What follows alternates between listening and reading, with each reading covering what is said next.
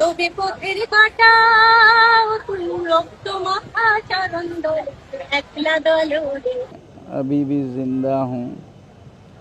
20% लगभग मेरे शरीर का चला गया है।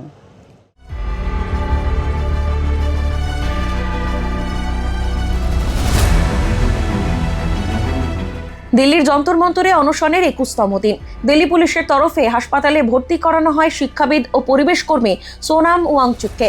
শনিবার ভোরে চিকিৎসকদের সঙ্গে নিয়ে যন্তর মন্তরে পৌঁছয় দিল্লি পুলিশের বিশাল বাহিনী।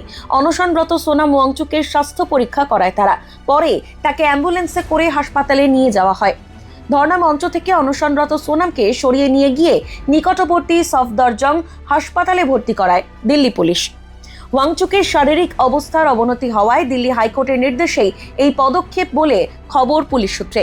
অন্যদিকে সফদরজং হাসপাতাল সূত্রে খবর, হাসপাতালে গিয়েও অনশনে অটল শিক্ষাবিদ ও সমাজকর্মী। চরম শারীরিক অসুস্থতা সত্ত্বেও ওরাল মেডিসিন, আইভি ফ্লুইড নিতে নারাজ ওয়াংচুক। একই সঙ্গে এখনও যে তিনি অনশন প্রত্যাহার করেননি সমাজকর্মী তাও স্পষ্ট।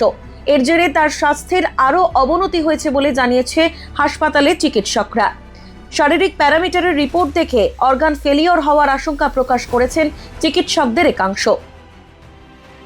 যদি কেউ কথা না হয় ওরে ওরে ও বাবা, কেউ কথা না হয়, যদি সবাই থাকে মুখ ফিরায় সবাই করে হয়, যদি সবাই থাকে মুখ ফিরায় সবাই করে হয়, তবে পথের কাটা তুই রক্ত মাখা চরণ দোল একলা দল।